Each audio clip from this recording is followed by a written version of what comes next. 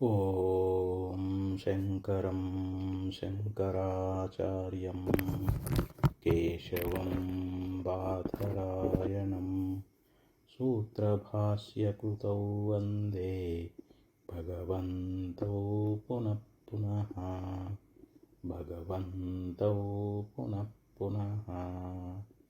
ಶ್ರೀಮಚ್ಛಂಕರ ಭಗವತ್ಪಾದಾಚಾರ್ಯರ ಜಗದ್ಗುರು ಸಿದ್ಧಾರೂಢ ಮಹಾಸ್ವಾಮಿಗಳವರ ಜಗದ್ಗುರು ಭಾರತೀ ಅಪ್ಪಾಜಿಯವರ ಪವಿತ್ರ ಚರಣಾರವಿಂದಗಳಲ್ಲಿ ಅನಂತಕೋಟಿ ಶಿರಸಾಷ್ಟಾಂಗ ಪ್ರಣಾಮವನ್ನು ಸಲ್ಲಿಸುತ್ತೇನೆ.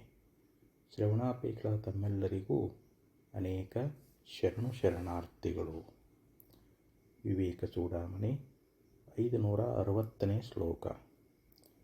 ಪ್ರಜ್ಞಾನಘನ ಇತಿ ಆತ್ಮಲಕ್ಷಣಂ ಸತ್ಯಸೂಚಕಂ ಅನುದ್ಯೌಪಾದಿಕಸ್ಯೈವ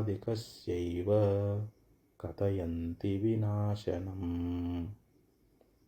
ಈ ಶ್ಲೋಕದಲ್ಲಿ ಆಚಾರ್ಯರು ನಮ್ಮನ್ನು ಕುರಿತು ಬಹು ಸುಂದರವಾದ ವಿಚಾರವನ್ನು ಉಪದೇಶ ಮಾಡ್ತಾ ಇದ್ದಾರೆ. ಪ್ರಜ್ಞಾನ ಇತಿ ಆತ್ಮಲಕ್ಷಣಂ.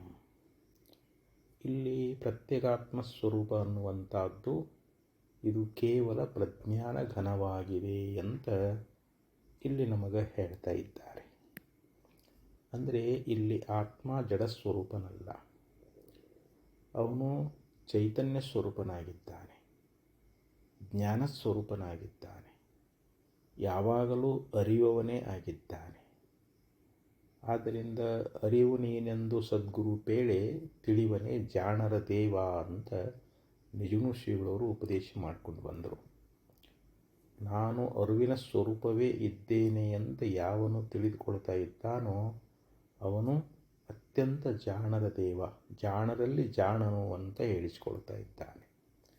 ಅದು ನಾವೆಲ್ಲರೂ ಅರಿವಿನ ಸ್ವರೂಪವೇ ಇದ್ದೇವೆ ಅಂತ ಅರ್ಥ. ಎಲ್ಲ ಜೀವರಾಶಿಯಲ್ಲಿರ್ತಕ್ಕಂಥ ಅರಿವು ಅದು ಒಂದೇ ಆಗಿರ್ತಕ್ಕಂಥದ್ದು, ಅದು ಜ್ಞಾನ, ಅದು ಒಂದೇ ಆಗಿರ್ತಕ್ಕಂಥದ್ದು ಅಂತ ಹೇಳ್ತಾ ಇದ್ದಾರೆ. ಚತುರ್ಮುಖೇಂದ್ರ ದೇವೇಶು ಮನುಷ್ಯಾಶ್ವಗವಾದಿಷು ಚೈತನ್ಯಮೇಕಂ ಬ್ರಹ್ಮಾತ ಪ್ರಜ್ಞಾನಂ ಬ್ರಹ್ಮಮಹ್ಯಪಿ ಅಂತ ಪಂಚದಶೀಕಾರರು ಒಂದು ಶ್ಲೋಕದಲ್ಲಿ ಹೇಳ್ಕೊಂಡು ಬರ್ತಾರೆ. ನೋಡಿ, ಆ ಪ್ರಜ್ಞಾನ ಅನ್ನುವಂಥದ್ದು ಚತುರ್ಮುಖ ಬ್ರಹ್ಮನನ್ನೇ ಮೊದಲು ಮಾಡಿಕೊಂಡು ಚತುರ್ಮುಖೇಂದ್ರ ದೇವೇಶು ಅಂತ ಹೇಳಿದರು. ಚತುರ್ಮುಖ ಬ್ರಹ್ಮ ಹಾಗೂ ದೇವೇಂದ್ರ, ಮನುಷ್ಯಾಶ್ವಗವಾದಿಷು ಸಕಲ ಮಾನವರಲ್ಲಿ, ಕುದುರೆಯಲ್ಲಿ, ಆಕಳುಗಳಲ್ಲಿ ಚೈತನ್ಯಮೇಕಂ ಬ್ರಹ್ಮಾತ ಅಂತ ಹೇಳಿದರು. ಆ ಒಂದು ಚೈತನ್ಯ ಪ್ರಜ್ಞಾನ ಅನ್ನುವಂಥದ್ದು ಎಲ್ಲದರಲ್ಲಿ ಅನಿಶ್ಚಿತವಾಗಿದೆ.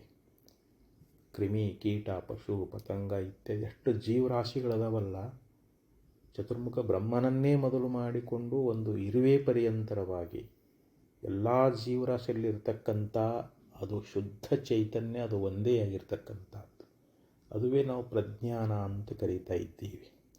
ಅಂಥ ಪ್ರಜ್ಞಾನ ಸ್ವರೂಪವಾಗಿರತಕ್ಕಂಥ ಪ್ರತ್ಯೇಗಾತ್ಮನೇ ನಾವಾಗಿದ್ದೀವಿ ಅಂತ, ಅದುವೇ ಬ್ರಹ್ಮ ಅಂತ ಕರೆಸಿಕೊಳ್ತದೆ. ಅದಕ್ಕೆ ಪ್ರಜ್ಞಾನಂ ಬ್ರಹ್ಮ ಅಂತ ಮಹಾವಾಕ್ಯ ಅನ್ನುವಂಥದ್ದು ಉಪದೇಶ ಮಾಡ್ತದೆ. ಆ ಬ್ರಹ್ಮ ಹೇಗಿದೆ ಅಂತಂದರೆ ಅದು ಪ್ರಜ್ಞಾನವಾಗಿರತಕ್ಕಂಥದ್ದು. ಪ್ರಕರ್ಷೇಣ ಜ್ಞಾನಂ ಪ್ರಜ್ಞಾನಂ ಅಂತ ಕರೀತಾರೆ. ಉತ್ಕೃಷ್ಟವಾಗಿರತಕ್ಕಂಥ ಜ್ಞಾನ ರೂಪವಾಗಿರುವಂಥದ್ದು ಯಾವುದು ಅಂತಂದರೆ ಆ ಬ್ರಹ್ಮ ಅನ್ನುವಂಥದ್ದು. ಅದಕ್ಕೆ ಸತ್ಯಂ ಜ್ಞಾನಂ ಅನಂತಂ ಬ್ರಹ್ಮ ಅಂತ ಉಪನಿಷತ್ತು ಕೂಡ ನಮಗೆ ಬೋಧ ಮಾಡ್ತದೆ. ಯಾವುದು ಸದ್ರೂಪವಾಗಿ ಚಿದ್ರೂಪವಾಗಿ ಅನಂತವಾಗಿರುವಂಥದ್ದು ಯಾವುದೋ ಅದು ಬ್ರಹ್ಮ ಅಂತ ಕರೆಸಿಕೊಳ್ತದೆ. ಅದಕ್ಕೆ ಇಲ್ಲಿ ಪ್ರಜ್ಞಾನ ಘನ ಇತಿ ಆತ್ಮಲಕ್ಷಣಂ ಅಂತ ಹೇಳಿದರು. ಇಲ್ಲಿ ಆತ್ಮ ಪ್ರಜ್ಞಾನ ಘನ ಎಂಬುದಾಗಿ ಈ ರೀತಿಯಾಗಿ ಸತ್ಯಸೂಚಕಂ, ಸತ್ಯವನ್ನು ಸೂಚಿಸ್ತಕ್ಕಂಥ ಆತ್ಮಸ್ವರೂಪವನ್ನು, ಅನುದ್ಯೌಪಾದಿಕಸ್ಯೈವ, ಅನುದ್ಯ ಅಂತಂದ್ರೇನು, ಅಂಥ ಆತ್ಮಸ್ವರೂಪವನ್ನೇ ಅನುವಾದ ಮಾಡಿಕೊಂಡು ಔಪಾದಿಕಸ್ಯ ಏವ ವಿನಾಶನಂ ಕಥಯಂತಿ. ಇಲ್ಲಿ ಉಪಾಧಿ ಸಂಬಂಧವಾಗಿರತಕ್ಕಂಥ ರೂಪಕ್ಕನೇ ನಾಶವನ್ನು ಶ್ರುತಿ ಎನ್ನುವಂಥದ್ದು ತಿಳಿಸ್ತಾ ಇದ್ದಾವೆ ಅಂತೇಳಿ ಇಲ್ಲಿ ನಮಗೆ ಆಚಾರ್ಯರು ಬೋಧ ಮಾಡ್ತಾ ಇದ್ದಾರೆ. ಇಲ್ಲಿ ಶ್ರುತಿಯ ಒಂದು ಪ್ರಮಾಣವನ್ನು ಕೊಡ್ತಾ ಇದ್ದಾರೆ. ಇಲ್ಲಿ ಪ್ರಜ್ಞಾನ ಘನ ಅಂತ ಬಂತಲ್ಲ, ಯಾಜ್ಞವಲ್ಕ್ಯರು ಮೈತ್ರಾದೇವಿಯನ್ನು ಕುರಿತು ಬೃಹದಾರಣ್ಯಕೋಪನಿಷತ್ತಿನಲ್ಲಿ ಈ ಒಂದು ಉಪದೇಶವನ್ನು ಮಾಡಿದ್ದಾರೆ. ಸ ಯಥಾ ಸೈಂಧವಗಣಃ ಅನಂತರಃ ಅಭಾಯಃ ಕೃಷ್ಣಃ ರಸಘನ ಏವ ಏವಂ ವಾ ಅರೆ ಅಯಂ ಆತ್ಮ ಅನಂತರಃ ಅಭಾಯಃ ಕೃಷ್ಣಃ ಪ್ರಜ್ಞಾನಘನ ಏವ ಏತೇಭ್ಯೋ ಭೂತೇಭ್ಯೋ ಸಮುತ್ಥಾಯ ತಾನ್ನೇವ ಅನುವಿನಶ್ಯತಿ ನ ಪ್ರೇತ್ಯ ಸಂಜ್ಞಾ ಅಸ್ತಿತ್ಯರೇ ಬ್ರವೀಮಿತಿ ಹೋವಾಚ ಯಾಜ್ಞವಲ್ಕ್ಯಃ.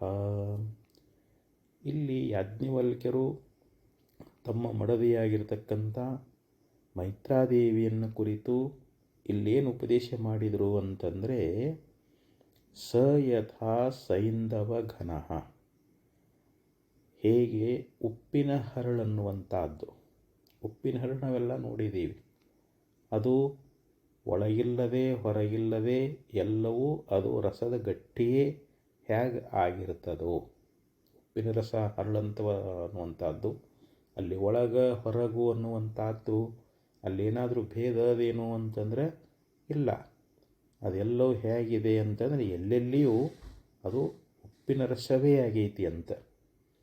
ಅದು ಅದು ಗಟ್ಟಿ, ಅದು ಒಳಗ ಹೊರಗನ್ನುವಂಥ ಅಲ್ಲಿ ಭೇದವೇ ಇಲ್ಲ. ಹೀಗೆ ಈ ಆತ್ಮ ಅನ್ನುವಂಥವನು ಅಲ್ಲಿ ಒಳಗ ಹೊರಗ ಅನ್ನುವಂಥದ್ದಿಲ್ಲದೆ ಎಲ್ಲವೂ ಪ್ರಜ್ಞಾನ ಘನವೇ ಅಂತ ಹೇಳ್ತಾ ಇದ್ದಾರೆ. ಅಂದರೆ ಇಲ್ಲಿ ಉಪ್ಪಿನ ಹರಳಿಗೂ ಇಲ್ಲಿ ಆತ್ಮನಿಗೂ ಏನು ಒಂದು ವಿಶೇಷ ಐತಂತಂದರೆ, ಹರಳಿಗೆ ಒಳಗೂ ಹೊರಗುಗಳು ಇದ್ರೂ ಕೂಡ ಎಲ್ಲೆಲ್ಲಿಯೂ ಅದು ಉಪ್ಪಿನ ಸದ್ಯ ಹೆಂಗೆ ಆಗಿರ್ತದೋ, ಆದರೆ ಇಲ್ಲಿ ಆತ್ಮನಿಗೆ ಒಳಗೂ ಹೊರಗೂ ಅನ್ನುವಂಥದ್ದಿಲ್ಲ ಇಲ್ಲಿ. ಯಾಕಂದರೆ ಅವನೊಳಗೆ ಆ ಚೈತನ್ಯ ಒಂದೇ ಆದಂತ, ಅಲ್ಲಿ ಯಾವುದು ಮತ್ತೊಂದು ಇಲ್ಲವೇ ಇಲ್ಲ ಅಂತ ಹೇಳ್ತಾ ಇದ್ದಾರೆ. ಅದು ಅಖಂಡೈಕರಸ ಅಂತ ಹೇಳಿಸಿಕೊಳ್ತದೆ. ಆದ್ದರಿಂದ ಇಲ್ಲಿ ಎಲ್ಲವೂ ಪ್ರಜ್ಞಾನ ಘನವೇ ಅಂತ ಇಲ್ಲಿ ಯಾಜ್ಞವಲ್ಕ್ಯರು ಉಪದೇಶ ಮಾಡುವಂಥವರಾಗ್ತಾ ಇದ್ದಾರೆ. ಪ್ರಜ್ಞಾನ ಘನ ಏವ ಅಂತಂದರು. ಈ ಒಂದು ಭೂತಗಳಿಂದ, ಯಾವೊಂದು ಹೊರಗಿನ ಭೂತಗಳಿಂದ ಉಂಟಾಗಿರ್ತಕ್ಕಂಥ ಈ ಭೇದ ಅನ್ನುವಂಥದ್ದು, ಆತ್ಮನ ಭೇದ ಈ ಭೂತಗಳಿಂದ ಉಂಟಾಗೈತಲ್ಲ, ಅದರಿಂದ ಮೇಲಕ್ಕೆದ್ದು ಅವುಗಳನ್ನೇ ಅನುಸರಿಸಿಕೊಂಡು ಅದು ನಾಶ ಆಗ್ತದೆ, ಅದು ಲಯವನ್ನು ಹೊಂದಿಬಿಡ್ತದೆ ಅಂತ. ಆವಾಗ ಈ ದೇಹ ಇಂದ್ರಿಯಗಳಿಂದ ಮುಕ್ತಿ ಹೊಂದಿದ ಮೇಲೆ ಆಮೇಲೆ ಯಾವುದೇ ಒಂದು ವಿಶೇಷ ಜ್ಞಾನ ಅನ್ನುವಂಥದ್ದು ಇರೋದಿಲ್ಲ ಅಂತ ಹೇಳ್ತಾ ಇದ್ದಾರೆ. ಅಂದರೆ ಈ ದೇಹ ಅನ್ನುವಂಥದ್ದು ಬಿದ್ದು ಹೋಯಿತು ಅಂತಂದ್ರೆ ಆವಾಗ ಕೇವಲ ಅಲ್ಲಿ ಅರಿವು ಅನ್ನುವಂಥದ್ದು ವಿಶೇಷವಾಗಿರ್ತಕ್ಕಂಥ ಜ್ಞಾನ ಅಲ್ಲಿ ಇರ್ತದೇನೋ ಅಂತಂದ್ರೆ, ಯಾಕಂದರೆ ಅವಿದ್ಯೆಯನ್ನು ಮೀರಿರ್ತಾ ಇದ್ದಾನೆ. ಅವಿದ್ಯೆ ಸಂಪೂರ್ಣ ನಷ್ಟವಾಗಿ ಹೋಗಿರ್ತದೆ.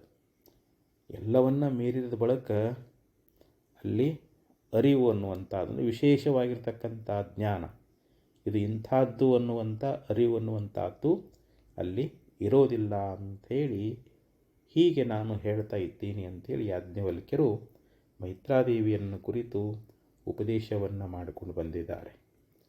ಆದ್ದರಿಂದ ಇಲ್ಲೇನು ಹೇಳಿದರು ಅಂತಂದರೆ, ಇಂಥ ಯಾವ ಆತ್ಮ ಲಕ್ಷಣವನ್ನೇ ಒಂದು ಅನುವಾದ ಮಾಡಿಕೊಂಡು ಔಪಾಧಿಕಸ್ಯ ಏವ, ಈ ಉಪಾಧಿ ಸಂಬಂಧವಾಗಿರತಕ್ಕಂಥ ರೂಪಕ್ಕನೇ ನಾಶವನ್ನು ಶ್ರುತಿಗಳು ತಿಳಿಸ್ತಾ ಇದ್ದಾವೆ ಅಂತ. ಈ ಶರೀರ ಅನ್ನುವಂಥದ್ದು ಇದು ಒಂದು ಉಪಾಧಿ ಅದ. ಶರೀರ ಉಪಾಧಿ ತಗೊಂಡು ಬಂದಿದ್ದೀವಿ. ಪ್ರಾರಬ್ಧ ಭೋಗ ಇರು ಪರ್ಯಂತರವಾಗಿ ಈ ಶರೀರಾದಿಗಳು, ಇಂದ್ರಿಯಾದಿಗಳು ಮತ್ತು ಮನಸ್ಸು, ಬುದ್ಧಿ, ಚಿತ್ತು, ಅಹಂಕಾರ ಇವೇನು ಉಪಾಧಿಗಳದಾವಲ್ಲ, ಇವುಗಳಿಗೆ ನಾಶ ಅನ್ನುವಂಥದ್ದೈತೆ ಹೊರತು ಆತ್ಮನಿಗೆ ಎಂದೂ ನಾಶ ಅನ್ನುವಂಥದ್ದಿಲ್ಲ. ದೇಹೋ ಮ್ರಿಯತೆ ನ ಜೀವೋ ಮ್ರಿಯತೆ ಅಂತ ಶ್ರುತಿ ಅದು. ದೇಹಾದಿಗಳು ಸತ್ತು ಹೋಗ್ತಾವೆ, ದೇಹಾದಿಗಳು ನಾಶವನ್ನು ಹೊಂದುತ್ತಾವೆ. ಆದರೆ ಆ ದೇಹದ ಒಳಗಿರ್ತಕ್ಕಂಥ ಜೀವ ಅವನು ಪ್ರತ್ಯೇಗಾತ್ಮ ಸ್ವರೂಪನೇ ಅದ. ಈಗ ನಾವು ಒಂದು ಕನ್ನಡಿ ಮುಂದೆ ನಿಂತಿರ್ತೀವಿ, ಕನ್ನಡಿ ಒಳಗೆ ನಮ್ಮ ಮುಖವನ್ನು ನಾವು ನೋಡ್ಕೊಳ್ತೀವಿ. ಇವಾಗ ಅಕಸ್ಮಾತ್ ಆ ಕನ್ನಡಿ ಉಪಾಧಿ ತೆಗೆದುಬಿಟ್ರೆ ಆ ಕನ್ನಡಿಯಲ್ಲಿರ್ತಕ್ಕಂಥ ಪ್ರತಿಬಿಂಬ ಎಲ್ಲಿ ಹೋಯಿತು ಅಂತಂದರೆ ಅದು ಬಿಂಬದಲ್ಲಿ ಅಡಿಗೆ ಹೋಗಿಬಿಡ್ತು. ಕನ್ನಡಿಯಲ್ಲಿರುವಂಥ ಮುಖ ಅದು ಬಿಂಬದಲ್ಲಿ ಹೋಗಿ ಅಡಗಿಬಿಡ್ತದೆ. ಹಾಗೆ ಇಲ್ಲಿ ಜೀವ ಆ ಅಂತಃಕರಣದಲ್ಲಿ ಪ್ರತಿಫಲಿಸಿರತಕ್ಕಂಥ ಆ ಜೀವ ಅನ್ನುವಂಥವನು ಕೂಡ ಅವನಿಗೆ ಚಿದಾಭಾಸ ಅಂತ ಕರೀತಾರೆ. ಆ ಚೈತನ್ಯದ ಪ್ರತಿಬಿಂಬವೇ ಇಲ್ಲಿ ಚಿದಾಭಾಸ ಜೀವ ಅಂತ ಕರೆಸಿಕೊಳ್ತಾನೆ.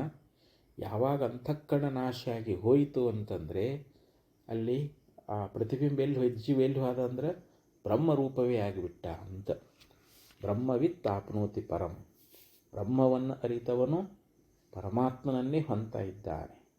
ಬ್ರಹ್ಮವಿದ್ ಬ್ರಹ್ಮೈವ ಭವತಿ, ಬ್ರಹ್ಮವನ್ನು ಯಾವನು ಅರಿತಾನೋ ಅವನು ಬ್ರಹ್ಮಸ್ವರೂಪವೇ ಆಗ್ತಾನೆ ಅಂಥೇಳಿ ಈ ಪ್ರಕಾರವಾಗಿ ನಮಗೆ ಶ್ರುತಿಗಳು ಬೋಧ ಮಾಡ್ತಾ ಇದ್ದಾವೆ. ಅದಕ್ಕೆ ಇಲ್ಲಿ ಉಪಾಧಿ ಸಂಬಂಧವಾಗಿರತಕ್ಕಂಥ ರೂಪಕ್ಕನ ನಾಶವನ್ನು ಶ್ರುತಿಗಳು ಹೇಳ್ತಾ ಇದ್ದಾವೆ ಅಂತ. ಈಗ ಸೂರ್ಯ ಅವನು ಒಂದು ನೀರಿನಲ್ಲಿ ಪ್ರತಿಬಿಂಬಿಸ್ತಾ ಇದ್ದಾನೆ. ಒಂದು ಹೊಳೆಯಾಗಿರ್ಬೋದು, ಒಂದು ಕೆರೆಯಾಗಿರ್ಬೋದು, ಅಥವಾ ಒಂದು ಪಾತ್ರೆಯಲ್ಲಿ ತುಂಬಿಟ್ಟಿರ್ತಕ್ಕಂಥ ನೀರು. ಆ ನೀರಿನೊಳಗೆ ಸೂರ್ಯನ ಪ್ರತಿಬಿಂಬ ಅನ್ನುವಂಥದ್ದು ಬೀಳ್ತದೆ. ಆ ಪ್ರತಿಬಿಂಬಿಸಿರ್ತಕ್ಕಂಥ ಯಾವ ನೀರನ್ನುವಂಥದ್ದು ಅದು ಆ ಉಪಾಧಿ ಅಂದರೆ ಯಾವುದು, ನೀರಿನ ಉಪಾಧಿ ಅನ್ನುವಂಥದ್ದು ನಾಶ ಆಗಿ ಹೋಯಿತು ಅಂತ ತಿಳ್ಕೊಡ್ರಿ. ಆ ಪಾತ್ರೆಯನ್ನು ನಾವು ತೆಗೆದು ಬಿಟ್ಟೀವಿ, ಆ ಪಾತ್ರೆಯೊಳಗೆ ನೀರಿತ್ತಲ್ಲ ಅಥವಾ ನೀರು ತೆಗೆದೀವಿ ಅಂತಂದರೆ ಆ ಉಪಾಧಿ ನಾಶ ಆಯಿತು ಅಂತಂದರೆ ಅಲ್ಲಿ ಸೂರ್ಯನ ರೂಪು ಹಾಗೇ ಇರ್ತದೆ. ಸೂರ್ಯನ ರೂಪ ಮತ್ತು ಅದಕ್ಕೇನು ನಾಶ ಆಗಂಗಿಲ್ಲ. ಸೂರ್ಯ ಹೇಗಿದ್ದ ಹಾಗೇ ಇರ್ತಾ ಇದ್ದಾನೆ. ಅದರಲ್ಲಿ ಸೂರ್ಯನ ಪ್ರತಿಬಿಂಬ ಅನ್ನುವಂಥದ್ದು ಹೋಗೈತಿವ, ಉಪಾಧಿ ನಾಶ ಆಗೈತಿ. ಪ್ರತಿಬಿಂಬ ಎಲ್ಲಿ ಆಗೈತಿ, ಒಂದು ಕೊಡದೊಳಗೆ ನೀರು ತುಂಬಿಟ್ಟೀವಿ, ಆ ಕೊಡದೊಳಗೆ ಸೂರ್ಯ ತೋರಾಕತ್ತಾನ, ಸೂರ್ಯನ ಪ್ರತಿಬಿಂಬ ಅನ್ನುವಂಥದ್ದು ಬಿದ್ದದ. ಈಗ ಉಪಾಧಿ ಯಾವುದು, ಆ ಜಲ ಅನ್ನುವಂಥದ್ದು ಉಪಾಧಿ. ಕೊಡದೊಳಗೆ ನಾವು ನೀರು ಹಾಕಿವಲ್ಲ, ಆ ಕೊಡದೊಳಗೆ ಇರ್ತಕ್ಕಂಥ ನೀರು ಅಕಸ್ಮಾತ್ ನೀರು ತೆಗೆದುಬಿಟ್ಟೀವಿ, ಆವಾಗ ಅಂದರೆ ಉಪಾಧಿ ಅನ್ನುವಂಥದ್ದು ನಾಶ ಆಗಿ ಹೋಯಿತು. ಆದರೆ ಆ ಪ್ರತಿಬಿಂಬ ಅನ್ನುವಂಥದ್ದು ಅಂದರೆ ಸೂರ್ಯ ಏನದಾನಲ್ಲ, ಬಿಂಬರೂಪನಾಗಿರ್ತಕ್ಕಂಥ ಸೂರ್ಯ ಮಾತ್ರ ಅವನು ನಾಶ ಆಗಂಗಿಲ್ಲ ಅಂತ. ಹಾಗೆ ಇಲ್ಲಿ ಶರೀರಾದಿ ಉಪಾಧಿಗಳೇನದಾವಲ್ಲ, ಇವೆಲ್ಲ ಉಪಾಧಿಗಳ ನಾಶ ಆದ್ರೂ ಕೂಡ ಇಲ್ಲಿ ಪ್ರತ್ಯೇಕಾತ್ಮ ಆ ಪರಮಾತ್ಮ ಮಾತ್ರ ಅವನಿಗೆ ನಾಶ ಅನ್ನುವಂಥದ್ದು ಇಲ್ಲ ಅಂತ ಒಂದು ಉದಾಹರಣೆ ಕೊಟ್ಟರು. ಅಂದರೆ ಸೂರ್ಯನು ಪ್ರತಿಬಿಂಬಿಸಿರುವಂಥ ನೀರನ್ನುವಂಥದ್ದು ಇದು ಉಪಾಧಿ ನಾಶ ಆದರೆ ಸೂರ್ಯನ ಸ್ವರೂಪಕ್ಕೆ ಯಾವ ರೀತಿಯಾಗಿ ಹಾನಿ ಅನ್ನುವಂಥದ್ದು ಆಗೋದಿಲ್ಲವೋ. ಇನ್ನೊಂದು ದೃಷ್ಟಾಂತ, ಈಗೊಂದು ಜಪಾಕುಸುಮ ಅಂತ ಒಂದು ಸ್ಫಟಿಕ ಮಣಿಯನ್ನು ನಾವು ಇಟ್ಟಿದ್ದೀವಿ. ಒಂದು ದಾಸವಾಳ ಹೂವು ಅಥವಾ ಯಾವುದೋ ಒಂದು ಹೂವನ್ನು ನಾವು ಆ ಸ್ಫಟಿಕ ಮಣಿಯ ಪಕ್ಕದಲ್ಲಿ ಇಟ್ಟಿದ್ದೀವಿ. ಅದರ ರೂಪವನ್ನು, ಆ ಜಪಾಕುಸುಮದ ರೂಪವನ್ನು ಯಾವ ಸ್ಫಟಿಕ ಅನ್ನುವಂಥದ್ದು ಅಲ್ಲಿ ಪ್ರತಿಬಿಂಬಿಸ್ಯದ. ಸ್ಫಟಿಕದೊಳಗೆ ಆ ಜಪಾಕುಸುಮದ ರೂಪ ಅನ್ನುವಂಥದ್ದು ತೋರ್ಲಿಕ್ಕತ್ತದ. ಇವಾಗ ಉಪಾಧಿಯಾಗಿರ್ತಕ್ಕಂಥ ಹೂವನ್ನು ತೆಗೆದುಬಿಟ್ರೆ, ದಾಸವಾಳ ಹೂವು ಅದಂತ ತಿಳ್ಕೊಡ್ರಿ, ಆ ಹೂ ಎಲ್ಲಿ ಪ್ರತಿಬಿಂಬಿಸೈತಿ, ಸ್ಫಟಿಕ ಮಣಿಯೊಳಗೆ ಪ್ರತಿಬಿಂಬಿಸೈತಿ. ಆ ದಾಸವಾಳ ಹೂವನ್ನು ತೆಗೆದುಬಿಟ್ರೆ ಅಲ್ಲಿ ಸ್ಫಟಿಕ ಮಣಿ ಮಾತ್ರ ಹಾಗೆ ಉಳಿದಿರ್ತದೆ, ಹೇಗಿತ್ತು ಹಾಗೆ ಶುಭ್ರವಾಗಿ ಹಾಗೆ ಐತಿ. ಅದು ಉಪಾಧಿ ದೂರ ಆಯ್ತು ಅಷ್ಟೇ. ಆ ಜಪಾಕುಸುಮ ಅಂದರೆ ದಾಸವಾಳದ ಹೂ ಅನ್ನುವಂಥದ್ದು ಅದು ದೂರ ಆಯಿತು, ಅದು ನಾಶ ಆಗಿ ಹೋಯಿತು. ಆದರೆ ಸ್ಫಟಿಕ ಮಣಿ ಮಾತ್ರ ಶುಭ್ರವಾಗಿ ಹಾಗೆ ಇದೆ. ಹಂಗೆ ಇಲ್ಲಿ ದೇಹಾದಿ ಎಲ್ಲ ಉಪಾಧಿಗಳು ಇದು ಅಳೆದು ಹೋದ್ರೂ ಕೂಡ ಯಾಕೆಂದರೆ ನಾಶ ಆಗುವುದೇ ಇದು. ತತ್ವಜ್ಞಾನ ಆಯಿತು ಅಂತಂದರೆ ಈ ದೇಹ ನಾನಲ್ಲ, ಇಂದ್ರಿಯಾದಿ ಅನಾತ್ಮವರ್ಗಗಳು ನಾನಲ್ಲ ಅಂತ ನಾವು ನಿಶ್ಚಯ ಮಾಡ್ಕೊಂಡು ಬಿಟ್ಟೇವಿ ಅಂತಂದರೆ ಇದು ಉಪಾಧಿ ನಾಶ ಆದಂಗನ. ಶರೀರ ಇದ್ರೂ ಕೂಡ ಸತ್ತಂಗನ ಅಂತ ಅರ್ಥ ಇಲ್ಲಿ. ಯಾಕಂದರೆ ಸ್ವರೂಪದ ಸಾಕ್ಷಾತ್ಕಾರ ಆದ ಬಳಿಕ ಆ ಪರಬ್ರಹ್ಮ ಸ್ವರೂಪನೇ ನಾನು ಇದ್ದೀನಿ ಅನ್ನುವಂಥ ನಿಶ್ಚಯ ಜ್ಞಾನ ಆಯಿತು ಅಂತಂದರೆ ಅವಾಗ ಇವನು ಮುಕ್ತನೇ ಅಂತ, ಇವನು ಮುಕ್ತ ಸ್ವರೂಪನೇ ಅದಾನ, ಮುಕ್ತನೇ ಆಗಿಬಿಡ್ತಾ ಇದ್ದಾನೆ ಅಂತೇಳಿ ಹೀಗೆ ಇಲ್ಲಿ ಆಚಾರ್ಯರು ನಮಗೆ ಈ ರೀತಿಯಾಗಿ ಹೇಳ್ತಾ ಇದ್ದಾರೆ. ಅಂದರೆ ಇಲ್ಲಿ ಉಪಾಧಿಗಳ ನಾಶ ಆಗ್ತವೆ ಹೊರತು ಆತ್ಮ ಅವ ಅವಿಕ್ರಿಯದಾನಂತ, ಅವನು ಅವಿನಾಶಿ ಅದಾನ, ಅವನಿಗೆ ಯಾವತ್ತೂ ಹಾನಿ ಎನ್ನುವಂಥದ್ದು ಉಂಟಾಗುವುದಿಲ್ಲ ಅಂತ. ಆತ್ಮ ಅವಿನಾಶಿಯಾಗಿರುವುದರಿಂದ ಅನೌದ್ಧೌಪಾಧಿಕಸ್ಯೈವ ಕಥಯಂತಿ ವಿನಾಶನಂ ಅಂತ ಹೇಳ್ತಾ ಇದ್ದಾರೆ. ಇಲ್ಲಿ ಆ ಯಾಜ್ಞವಲ್ಕ್ಯನ ಒಂದು ಈ ವಾಕ್ಯ ಅನ್ನುವಂಥದ್ದು ಮೈತ್ರಾದೇವಿಗೆ ಏನಾಗೈತಿ ಅಂತಂದರೆ ಭ್ರಾಂತಿಯನ್ನು ಉಂಟು ಮಾಡ್ದಂಗೆ ಕಂಡು ಬರ್ತದೆ. ಆವಾಗ ಯಾಜ್ಞವಲ್ಕ್ಯರು ಏನು ಹೇಳಿದರು ಅಂತಂದರೆ ಉಪಾಧಿಗಳ ನಾಶ ಉಂಟಾಗುತ್ತದೆ ಹೊರತು ಇಲ್ಲಿ ಯಾವ ವಿಕಾರಗಳು ಇಲ್ಲದೆ ಇರತಕ್ಕಂಥ ಅವಿನಾಶಿಯಾಗಿರ್ತಕ್ಕಂಥ ಯಾವ ಆತ್ಮದಾನಲ್ಲ ಅವನಿಗೆ ಮಾತ್ರ ಯಾವ ಹಾನಿಯೂ ಆಗಂಗಿಲ್ಲ. ಆತ್ಮ ಯಾವಾಗಲೂ ಒಂದೇ ರೂಪನಾಗಿರ್ತಾನೆ. ಶರೀರ ಹುಟ್ಟುವಾಗಲೂ ಹಾಗೆ ಇದ್ದ, ಶರೀರ ಹುಟ್ಟಿದ ಬಳಿಕೂ ಅವನಿಗೆ ವಿಕಾರ ಇಲ್ಲ. ಶರೀರಾದಿಗಳು ವಿಕಾರವಂತಾವು. ಶರೀರ ಷಡ್ಭಾವಿಕಾರದಿಂದ ಕೂಡಿಕೊಂಡದ. ಶರೀರ ಒಂದು ದಿವಸ ಇದು ಮರಣವನ್ನು ಹೊಂದುತ್ತದೆ. ಆದರೆ ಶರೀರ ಹುಟ್ಟಿದಾಗ ಆತ್ಮ ಹುಟ್ಟಿಲ್ಲ, ಶರೀರ ವಿಕಾರ ಹೊಂದಾಗ ಆತ್ಮ ವಿಕಾರ ಹೊಂದಿಲ್ಲ. ಶರೀರ ನಾಶ ಆದಾಗ ಆತ್ಮನಿಗೆ ನಾಶ ಅನ್ನುವಂಥದ್ದು ಇಲ್ಲ. ಉಪಾಧಿಗಳು ಸತ್ಯ ಅಲ್ಲ. ಉಪಹಿತವಾಗಿರುವಂಥ ಯಾವ ಚೈತನ್ಯ ಅದಲ್ಲ ಆತ್ಮ, ಅವನು ಮಾತ್ರ ಸತ್ಯದ. ಅವನು ಯಾವಾಗಲೂ ವಿಕಾರರಹಿತವಾಗಿ ಅವನು ಅವಿನಾಶಿಯಾಗಿದ್ದಾನೆ. ಅವಿನಾಶಿದು ತದ್ವಿದ್ದಿ. ಗೀತೆಯಲ್ಲಿ ಪರಮಾತ್ಮ ಹೇಳಿದ, ನೋಡಪ್ಪ, ಆತ್ಮನಿಗೆ ಒಂದು ವಿನಾಶ ಎನ್ನುವಂಥದ್ದಿಲ್ಲ. ದೇಹಾದಿಗಳು ಹುಟ್ಟುತ್ತವೆ, ಸಾಯ್ತವೆ. ಆತ್ಮ ಮಾತ್ರ ಅವನು ಶಾಶ್ವತವಾಗಿದ್ದಾನೆ. ಅವನಿಗೆ ಯಾವುದೇ ರೀತಿಯಾಗಿರ್ತಕ್ಕಂಥ ನಾಶತ್ವ ಅನ್ನುವಂಥದ್ದನ್ನು ನಾವು ಆತ್ಮನಿಗೆ ಹೇಳಲಿಕ್ಕಾಗುವುದಿಲ್ಲ ಅಂಥೇಳಿ ಭಗವದ್ಗೀತೆಯಲ್ಲಿ ಭಗವಂತನೂ ಕೂಡ ನಮಗೆ ಉಪದೇಶ ಮಾಡಿಕೊಂಡು ಬಂದಿದ್ದಾನೆ. ಆದ್ದರಿಂದ ಇಲ್ಲಿ ಆತ್ಮ ಅವಿನಾಶಿಯಾಗಿರುವುದರಿಂದ ಅವನಿಗೆ ಯಾವುದೇ ಹಾನಿ ಅನ್ನುವಂಥದ್ದು ಇಲ್ಲ ಅನ್ನುವಂಥ ಮಾತನ್ನು ಯಾಜ್ಞವಲ್ಕರಲ್ಲಿ ಉಪದೇಶ ಮಾಡಿಕೊಂಡು ಬರುವಂಥವರಾಗಿದ್ದಾರೆ. ಆದ್ದರಿಂದ ಪ್ರಜ್ಞಾನ ಘನ ಇತಿ ಆತ್ಮಲಕ್ಷಣಂ ಸತ್ಯಸೂಚಕಂ ಅನದ್ಯೌಪಾಧಿಕಸ್ಯೈವ ಕಥಯಂತಿ ವಿನಾಶನಂ. ನೋಡಿ, ಈ ಶ್ಲೋಕದಲ್ಲಿ ಆಚಾರ್ಯರಲ್ಲಿ ಏನು ಸ್ಪಷ್ಟಪಡಿಸಿದರು ಅಂತಂದರೆ ಪ್ರಜ್ಞಾನ ಘನ ಸ್ವರೂಪನಾಗಿರ್ತಕ್ಕಂಥವನು ಆತ್ಮ, ಅವನು ಪ್ರಜ್ಞಾನ ಘನನೆಯಾಗಿದ್ದಾನೆ ಅಂತ. ಅಂಥ ಪ್ರಜ್ಞಾನ ಘನನೆಯಾಗಿರ್ತಕ್ಕಂಥ ಯಾವ ಆತ್ಮವನ್ನು ಇದು ಸತ್ಯಸೂಚಕಂ, ಇದು ಸತ್ಯವನ್ನೇ ಸೂಚನೆ ಮಾಡ್ತಕ್ಕಂಥ ಆತ್ಮಸ್ವರೂಪವನ್ನು ಅನುದ್ಯ ಅಂತಂದ್ರೇನು ಅನುವಾದ ಮಾಡಿಕೊಂಡು, ಪ್ರಜ್ಞಾನ ಘನ ಅಂಥೇಳಿ ಸತ್ಯವನ್ನು ಸೂಚಿಸ್ತಕ್ಕಂಥ ಈ ಆತ್ಮಸ್ವರೂಪವನ್ನು ಅದನ್ನೇ ಅನುವಾದ ಮಾಡಿಕೊಂಡು ಏನು ಹೇಳಿದ್ರು ಅವರು, ಔಪಾಧಿಕಸ್ಯ ಏವ ವಿನಾಶನಂ ಕಥಯಂತಿ. ಉಪಾಧಿ ಸಂಬಂಧವಾಗಿರ್ತಕ್ಕಂಥ ಯಾವ ರೂಪದಲ್ಲ, ಈ ದೇಹಾದಿ ರೂಪದಲ್ಲ, ಇದಕ್ಕನೇ ವಿನಾಶ ಎನ್ನುವಂಥದ್ದನ್ನು ಶ್ರುತಿಗಳು ತಿಳಿಸ್ತಾ ಇದ್ದಾವೆ ಎನ್ನುವಂಥ ಮಾತನ್ನು ಈ ಒಂದು ಶ್ಲೋಕದಲ್ಲಿ ಹೇಳ್ಕೊಂಡು ಬಂದು ಮತ್ತೆ ಮುಂದಿನ ಶ್ಲೋಕದಲ್ಲಿ ಆಚಾರ್ಯ ನಮಗೆ ಉಪದೇಶ ಮಾಡ್ತಾ ಇದ್ದಾರೆ. ಅವಿನಾಶೈವಾ ಅರೆ ಅಯಮಾತ್ಮೇತಿ ಶ್ರುತಿರಾತ್ಮನಃ ಬ್ರವೀತ್ಯ ವಿನಾಶಿತ್ವಂ ವಿನಶ್ಯತ್ಸು ವಿಕಾರಿಸು. ಈ ಶ್ಲೋಕದಲ್ಲಿ ಅದೇ ಅಭಿಪ್ರಾಯವನ್ನು ಪುನಃ ನಮಗೆ ಅರ್ಥ ಆಗುವ ರೀತಿಯಲ್ಲಿ ಹೇಳ್ತಾರೆ. ಅರೆ ಅಯಂ ಅವಿನಾಶಿ ವೈ ಇತಿ, ಅರೆ ಅಂತಂದರೆ ಹೇ ಮೈತ್ರಾದೇವಿ ಅಂತ. ಅಯಂ ಅವಿನಾಶಿ ವೈ. ಅಯಂ ಅಂದರೆ ಈ ಆತ್ಮ. ಈ ಅನ್ನೋ ಶಬ್ದ ನೋಡಿ, ಇಲ್ಲಿ ನಮಗೆ ಆತ್ಮ ಅಪರೋಕ್ಷಣೆ ಅದಾನಂತ. ನಾವೆಲ್ಲ ಆತ್ಮಸ್ವರೂಪರೇ ಅದೇವಂತ. ನಾವು ಪ್ರತ್ಯೇಕಾತ್ಮ ಸ್ವರೂಪರೇ ಅದೇವಿ. ಈ ಆತ್ಮನಿಗೆ ಅವಿನಾಶಿ ವೈ ಅಂದರೆ ಇವನು ಅವಿನಾಶಿ ಅಂತ. ಇನ್ನು ವಿನಾಶಂ ಯಸ್ಯ ನ ವಿದ್ಯತೆ ಸ ಅವಿನಾಶಿ ಅಂತ. ಯಾವನಿಗೆ ನಾಶ ಅನ್ನುವಂಥದ್ದು ಇಲ್ಲವೋ ಅವನು ಅವಿನಾಶಿ ಅಂತ ಹೇಳ್ತಾ ಇದ್ದಾರೆ. ಅಂದರೆ ಆತ್ಮನಿಗೆ ನಾಶ ಅನ್ನುವಂಥದ್ದು ಇಲ್ಲ. ಈಗ ಭಗವದ್ಗೀತೆಯಲ್ಲಿ ಭಗವಂತ ಹೇಳ್ಕೊಂಡು ಬಂದ, ವಾಸಾಂಸಿ ಜೀರ್ಣಾನಿ ಯಥಾ ವಿಹಾಯ ನವಾನಿ ಗೃಹ್ಣಾತಿ ನರೋಪರಾಣಿ ತಥಾ ಶರೀರಾಣಿ ವಿಹಾಯ ಜೀರ್ಣ ಅನ್ಯಾನಿ ಸಂಯಾತಿ ನವಾನಿ ದೇಹಿ ಅಂತ ಭಗವದ್ಗೀತೆಯಲ್ಲಿ ಭಗವಂತ ಹೇಳಿಕೊಂಡು ಬರ್ತಾನೆ.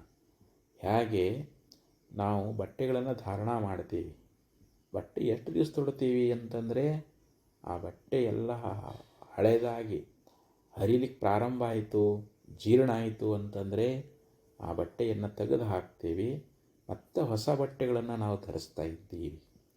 ಹಂಗೆ ಹುಟ್ಟಿದ ಆರಭ್ಯ ಇಲ್ಲಿವರೆಗೆ ಎಷ್ಟೋ ಬಟ್ಟೆಗಳನ್ನು ನಾವು ಉಟ್ಟು ಹರಿದು ಹಾಕಿ ಎಲ್ಲ ಬಿಟ್ಟು ಬಂದೇವಿ. ಮತ್ತು ವರ್ಷ ಹೊಸ ಬಟ್ಟೆಗಳನ್ನೇ ನಾವು ಧರಿಸ್ತಾ ಇದ್ದೀವಿ. ಹಾಗೆ ಈ ಜೀವನೂ ಕೂಡ ಈ ಬಟ್ಟೆಗಳು ಜೀರ್ಣ ಆದಂತೆ ಈ ನಮ್ಮ ಶರೀರ ಅನ್ನುವಂಥದ್ದು ಜೀರ್ಣ ಆಯಿತು ಅಂತಂದರೆ ಈ ಶರೀರವನ್ನು ಬಿಡ್ತಾನ, ಮತ್ತೊಂದು ಶರೀರವನ್ನು ಪ್ರವೇಶ ಮಾಡ್ತಾನೆ. ಜೀವ ಮತ್ತೊಂದು ಶರೀರವನ್ನು ಧರಿಸ್ತಾ ಇದ್ದಾನೆ. ಅಂದರೆ ಇಲ್ಲಿ ಶರೀರಾದಿಗಳೇ ವಿನಾಶವನ್ನು ಹೊಂದುತ್ತಾವೆ ಹೊರತು ಈ ಶರೀರದಲ್ಲಿರ್ತಕ್ಕಂಥ ಯಾವ ಜೀವಾತ್ಮ ನಮ್ಮ ಆತ್ಮಸ್ವರೂಪ ಅನ್ನುವಂಥದ್ದೇನಾದ ಅದು ಮಾತ್ರ ನಾಶ ಆಗಂಗಿಲ್ಲ. ದೇಹಾದಿಗಳಿಗೆ ನಾಶವನ್ನು ಹೇಳ್ತಾ ಇದ್ದಾರೆ. ಆತ್ಮ ಇಲ್ಲಿ ಅವಿನಾಶಿ ಅದಾನ ಅಂತ. ಅದಕ್ಕೆ ಇಲ್ಲಿ ಹೇಳ್ತಾರೆ ಅವಿನಾಶಿ ವೈ. ಅಯಂ ಅಂದರೆ ಈ ಆತ್ಮ, ಅವಿನಾಶಿ ವೈ ಅಂದರೆ ಇವನು ಅವಿನಾಶಿಯೇ ಆಗಿದ್ದಾನೆ. ಇತಿ ಎಂದು ವಿಕಾರಿಷು ವಿನಶ್ಯತ್ಸು. ಈ ವಿಕಾರವುಳ್ಳಂಥ ಪದಾರ್ಥಗಳು ನಾಶ ಆಗ್ತಾ ಇದ್ದಾವೆ. ಯಾವುದು ವಿಕಾರವನ್ನು ಹೊಂದುತ್ತದೋ ಆ ವಿಕಾರವುಳ್ಳಂಥದ್ದು ಯಾವುದು? ಈ ಶರೀರಾದಿಗಳು. ನಾವು ನೋಡ್ತಕ್ಕಂಥ ಪ್ರಪಂಚ ಇದು ನಾಶ ಆಗ್ತದೆ. ಆದರೆ ಆತ್ಮನಃ ಅವಿನಾಶಿತ್ವ ಶ್ರುತಿ ಬ್ರವೀತಿ. ಆದರೆ ಆತ್ಮನಿಗೆ ಅವಿನಾಶಿತ್ವವನ್ನು ಶ್ರುತಿ ಎನ್ನುವಂಥದ್ದು ಉಪದೇಶ ಮಾಡ್ತದೆ ಅಂತ ಇಲ್ಲಿ ಯಾಜ್ಞವಲ್ಕ್ಯರು ಮೈತ್ರಾದೇವಿಯನ್ನು ಕುರಿತು ಉಪದೇಶ ಮಾಡಿರ್ತಕ್ಕಂಥ ವಿಚಾರವನ್ನೇ ಇಲ್ಲಿ ನಮಗೆ ಹೇಳ್ತಾ ಇದ್ದಾರೆ. ಅಂದರೆ ಆತ್ಮನಿಗೆ ಯಾವತ್ತೂ ವಿನಾಶ ಅನ್ನುವಂಥದ್ದು ಇಲ್ಲ ಅಂತ. ಇಲ್ಲಿ ಯಾಜ್ಞವಲ್ಕ್ಯರನ್ನು ಕುರಿತು ಮೈತ್ರಾದೇವಿ ಹೇಳ್ತಾ ಇದ್ದಾಳೆ. ಸಾಹೋವಾಚ ಮೈತ್ರೇಯಿ ಅತ್ರೈವ ಮಾ ಭಗವಾನ್ ಮೋಹಾಂತರಮಾಪೀಪನ್ನ ವಾ ಅಹಮಿಮಂ ವಿಜಾನೀಮೀತಿ. ಸ ಹೋವಾಚ ನವಾ ಅರೆ ಅಹಂ ಮೋಹಂ ಪ್ರವೀಮ್ಯವಿನಾಶಿ ವಾ ಅರೆ ಅಯಮಾತ್ಮ ಅನುಚ್ಛಿತ್ತಿ ಧರ್ಮಾಃ. ನೋಡಿ, ಇಲ್ಲಿ ಮೈತ್ರಾದೇವಿ ಭಗವಂತನಾಗಿರ್ತಕ್ಕಂಥ ಯಾವ ಯಾಜ್ಞವಲ್ಕ್ಯರನ್ನು ಕುರಿತು ಆಕೆ ಹೀಗೆ ಹೇಳ್ತಾ ಇದ್ದಾಳೆ. ಇಲ್ಲಿಯೇ ಅಂದರೆ ಈ ವಸ್ತುವಿನಲ್ಲಿಯೇ ಆ ಪ್ರಜ್ಞಾನ ಘನ, ಯಾವ ಪ್ರಜ್ಞಾನ ಘನ ಆಗಿರ್ತಕ್ಕಂಥವನು ಆತ್ಮ, ಅವನು ಹೊರಟು ಹೋದ ಬಳಿಕ ಅರಿವು ಅನ್ನುವಂಥದ್ದು ಇರೋದಿಲ್ಲ ಅಂಥೇಳಿ ನನ್ನನ್ನು ಭಗವಂತನಾಗಿರ್ತಕ್ಕಂಥ ನೀನು ಆ ಒಂದು ಮೋಹಸ್ಥಾನವನ್ನು ಅಂದರೆ ಭ್ರಾಂತಿಯನ್ನು ನನಗೆ ಉಂಟು ಮಾಡಿದೆಯಲ್ಲ ಅಂಥೇಳಿ ಈ ಪ್ರಕಾರವಾಗಿ ಅಂದಾಗ, ಯಾಕಂದರೆ ನೀವು ಮೇಲೆ ಹೇಳಿರ್ತಕ್ಕಂಥ ಲಕ್ಷಣವುಳ್ಳಂಥ ಆತ್ಮನನ್ನು ನಾನು ವಿಂಗಡಿಸಿ ತಿಳ್ಕೊಂಡಿಲ್ಲ ಅಂತಂದ ಬಳಿಕ ಆವಾಗ ಯಾಜ್ಞವಲ್ಕ್ಯರು ಹೇಳ್ತಾ ಇದ್ದಾರೆ. ಯಾಕಂದರೆ ಮೇಲೆ ಹೇಳ್ತಕ್ಕಂಥ ಆತ್ಮ ಅವಿನಾಶಿ ಇತ್ಯಾದಿ ಎಲ್ಲ ಹೇಳ್ಕೊಂಡು ಬಂದ. ಆದರೆ ಆ ಆತ್ಮನ ಲಕ್ಷಣ ಅನ್ನುವಂಥದ್ದನ್ನು ನಾನು ಸರಿಯಾಗಿ ವಿಂಗಡಿಸಿ ಅರಿತುಕೊಳ್ಳದೆ ನಾನು ಅದೀನಿ, ನನಗದು ಇನ್ನೂ ನನಗೆ ಭ್ರಾಂತಿಯನ್ನು ಉಂಟು ಮಾಡಿದಿರಿ ನೀವು. ಇಲ್ಲಿ ಮೋಹಸ್ಥಾನ ಅಂತಂದ್ರೆ ಭ್ರಾಂತಿ ಅಂತ, ಆ ಭ್ರಾಂತಿನೇ ನನಗೆ ಉಂಟಾಗೈತಿ. ಯಾಕಂದರೆ ಇಲ್ಲಿ ಪ್ರಜ್ಞಾಗನ ಹೊರಟು ಹೋದ ಒಳಗೆ ಅರಿವು ಇರುವುದಿಲ್ಲ ಅಂತ ಹೇಳಿಬಿಟ್ರಲ್ಲ, ಅದರಿಂದ ನನಗೆ ಭ್ರಾಂತಿ ಆಗ್ಯದ. ಆ ಆತ್ಮನನ್ನು ಸರಿಯಾಗಿ ವಿಂಗಡಿಸಿ ನನಗೆ ತಿಳಿಸಿಕೊಡ್ರಿ ಅಂಥೇಳಿ ಈ ಪ್ರಕಾರವಾಗಿ ಅಂದಾಗ ಯಾಜ್ಞವಲ್ಕ್ಯರು ಅಲ್ಲಿ ಉತ್ತರವನ್ನು ಕೊಡ್ತಾ ಇದ್ದಾರೆ. ನೋಡು ಹೇ ಮೈತ್ರಾದೇವಿ, ನಾನು ನಿನಗೆ ಯಾವುದೇ ಮೋಹವನ್ನು ನಿನಗೆ ಹೇಳ್ತಾ ಇಲ್ಲ. ಯಾಕಂದ್ರೆ ಈ ಆತ್ಮ ಇವನು ಅವಿನಾಶಿಯೇ, ಅಂದರೆ ನಾಶವಾಗುವಂಥ ವಿಕಾರವಾಗುವಂಥ ಸ್ವಭಾವ ಆತ್ಮನಿಗೆ ಇಲ್ಲ. ಯಾವುದಕ್ಕೆ ನಾಶವಾಗುವಂಥ ಸ್ವಭಾವ ಇರ್ತದೆ ಅದು ವಿನಾಶಿ ಅಂತ ಹೇಳಿಸ್ಕೊಳ್ತದೆ. ಹಂಗೆ ವಿನಾಶವಿಲ್ಲದವನು ಯಾರು? ಅವಿನಾಶಿ ಅಂತ. ಇಲ್ಲಿ ಆತ್ಮ ಅವಿನಾಶಿ ಅಂತಂದ್ರೇನು? ಅವನು ಅವಿಕ್ರಿಯ ಅಂತ ಹೇಳ್ತಾ ಇದ್ದಾರೆ. ಅವನಲ್ಲಿ ಯಾವುದೇ ವಿಕಾರ ಅನ್ನುವಂಥದ್ದಿಲ್ಲ.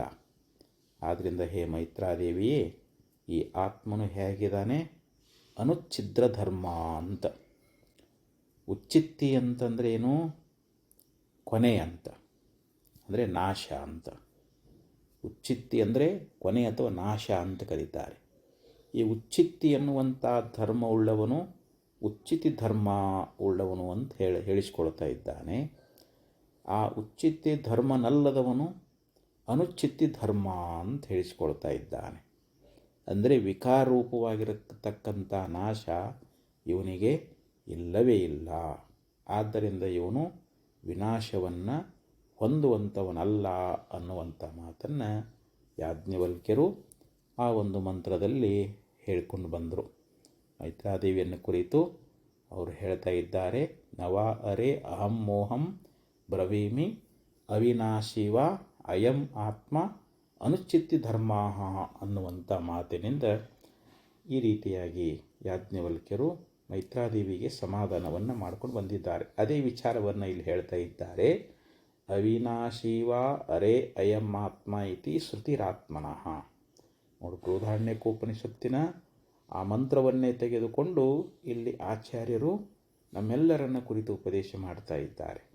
ಅಂದರೆ ವಿಕಾರವುಳ್ಳಂಥ ಎಲ್ಲ ವಸ್ತುಗಳು ನಾಶ ಆಗ್ತಾ ಇದ್ರೂ ಕೂಡ ಆತ್ಮನಿಗೆ ನಾಶ ಅನ್ನುವಂಥದ್ದು ಇಲ್ಲ. ಶರೀರಾದಿಗಳು ಇವು ಷಡ್ಭಾವಿಕಾರದಿಂದ ಕೂಡಿಕೊಂಡ ಅಸ್ತಿತೆ, ಜಾಯತೆ, ವರ್ಧತೆ, ಪರಿಣಮತೆ, ಅಪಕ್ಷೀಯತೆ, ವಿನಶ್ಯತಿ ಎನ್ನುವಂಥ ಈ 6 ವಿಕಾರ ನಮ್ಮ ಶರೀರದಲ್ಲೇ ನಾವು ನೋಡ್ತಾ ಇದ್ದೀವಿ. ತಾಯಿ ಗರ್ಭದಲ್ಲಿ ಇತ್ತು ಅಂತ ಹೇಳಿಸ್ಕೊಳ್ತದೆ, ತಾಯಿ ಗರ್ಭದಿಂದ ಹುಟ್ಟಿತು ಅಂತ ಹೇಳಿಸ್ಕೊಳ್ತದೆ. ಇದು ವರ್ಧತೆ, ಅನ್ನ ಹಾಲು ಉಂಡು ಇದು ಬೆಳೀತದೆ. ಪರಿಣಮತೆ, ಇದು ಪರಿಣಾಮ ಹಾಕ್ಕೊಂತ ಹೋಗ್ತದೆ. ಮುಂದೆ ಯಾವಾಗ 50 ವರ್ಷ 60 ವರ್ಷ ದಾಟ್ತು ಅಂತಂದರೆ ಅದು ಕ್ಷೀಣ ಹಾಕ್ಕೊಂತ ಹೋಗ್ತದೆ. ಕೊನೆಗೊಂದು ದಿವಸ ಮರಣವನ್ನು ಹೊಂತದೆ. ಈ ರೀತಿ 6 ವಿಕಾರಗಳು ಶರೀರಕ್ಕೆ ಅದಾವಂದ್ರೂ ಕೂಡ ಆತ್ಮನಿಗೆ ಮಾತ್ರ ಯಾವ ವಿಕಾರ ಇಲ್ಲ. ಆತ್ಮವು ನಿರ್ವಿಕಾರ ಸ್ವರೂಪನಾಗಿದ್ದಾನೆ ಅಂಥೇಳಿ ಹೀಗೆ ಶ್ರುತಿ ಎನ್ನುವಂಥದ್ದು ಬೋಧ ಮಾಡ್ತದೆ. ಅದಕ್ಕೆ ಬ್ರವೀಮಿ ಇತಿ ಅವಿನಾಶಿತ್ವಂ ವಿನಾಶತ್ಸು ವಿಕಾರಿಸು ಅಂತ ಹೇಳಿದರು. ಅಯಂ ಆತ್ಮ, ಈ ಆತ್ಮ ಹೇಗಿದ್ದಾನೆ? ಅವಿನಾಶಿತ್ವಂ, ಅವನಿಗೆ ಯಾವುದೇ ವಿಕಾರ ಅನ್ನುವಂಥದ್ದು ಇಲ್ಲ, ಅವನು ಅವಿನಾಶಿಯೇ ಆಗಿದ್ದಾನೆ ಅಂಥೇಳಿ ಹೀಗೆ ನಮಗೆ ಶ್ರುತಿ ಎನ್ನುವಂಥದ್ದು ಬೋಧ ಮಾಡುವುದರಿಂದ ನಾವು ಅಂಥ ಯಾವ ಆತ್ಮನ ಅವಿನಾಶಿತ್ವವನ್ನು ನಾವು ಅರ್ಥಕೊಳ್ಬೇಕು ಅಂತ ಹೇಳ್ತಾರೆ.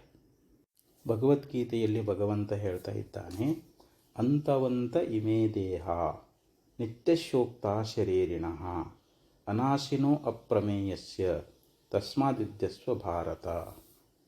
ಅಂದರೆ ಈ ಶರೀರವನ್ನು ಧರಿಸಿರ್ತಕ್ಕಂಥ ಯಾವ ಜೀವಾತ್ಮದಾನಲ್ಲ ಅವನು ನಿತ್ಯದಾನ ಅಂತ. ನಿತ್ಯ ಅಂಥೇಳಿ ಇಲ್ಲಿ ಉಪನಿಷತ್ತುಗಳು ಬೋಧ ಮಾಡ್ತಾ ಇದ್ದಾವೆ. ಹಾಗೆ ನಿತ್ಯಸ್ಯ ಉಕ್ತ ಶರೀರಿಣಃ ಅನಾಶಿನಃ, ಅವನು ನಾಶರಹಿತದಾನ. ಮತ್ತು ಇಲ್ಲಿ ಅಪ್ರಮೇಯಸ್ಯ, ಅವನು ಅಗೋಚರದಾನ. ಇಂದ್ರಿಯಾದಿಗಳಿಂದ ಅವನನ್ನು ನಾವು ಅರಿಲಿಕ್ಕೆ ಆಗುವುದಿಲ್ಲ. ಅವನು ಅತ್ಯಂತ ಸೂಕ್ಷ್ಮ, ಅಣೋರಣೀಯಾನ್ ಮಹತೋ ಮಹೀಯಾನ್ ಅಂತ ಹೇಳಿದರು. ಅಣುವಿಗಿಂತಲೂ ಅಣುವಾಗಿ ಮಹತ್ತಿಗಿಂತಲೂ ಮಹತ್ತಾಗಿರತಕ್ಕಂಥವನು ಆತ್ಮಾದಾನ. ಆದರೆ ಈ ಶರೀರಾದಿಗಳು ಇವುಗಳಿಗೆ ನಾಶವನ್ನು ತಪ್ಪಿದ್ದಲ್ಲ.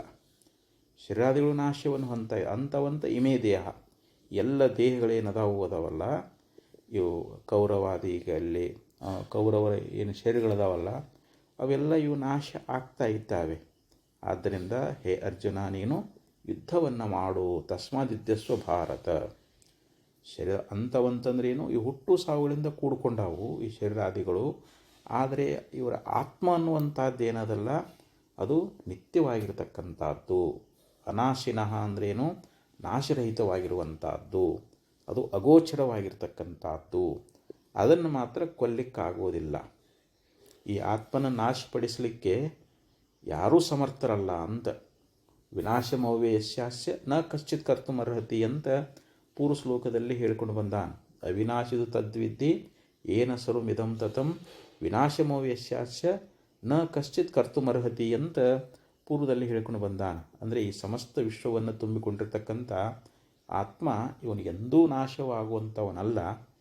ಈ ಆತ್ಮನ ನಾಶಪಡಿಸಲಿಕ್ಕೆ ಯಾರೂ ಕೂಡ ಸಮರ್ಥರಲ್ಲ ಅನ್ನುವಂಥ ಮಾತನ್ನು ಗೀತೆಯಲ್ಲಿ ಕೂಡ ಭಗವಂತ ಹೇಳ್ಕೊಂಡು ಬಂದಿದ್ದಾನೆ. ಅಂಥ ಯಾವ ಪ್ರತ್ಯೇಕಾತ್ಮ ಸ್ವರೂಪವನ್ನು ನಾವೆಲ್ಲರೂ ಅರಿತು ನಿತ್ಯ ಸುಖಿಗಳಾಗೋಣ ಅಂತ ಹೇಳ್ತಾ ಈ 2 ಸದ್ಗುಣಕ್ಕೆ ಅರ್ಪಿಸಿ ವಿರಮಿಸ್ತಾ ಇದ್ದೇನೆ. ಓಂ ತತ್ಸತ್.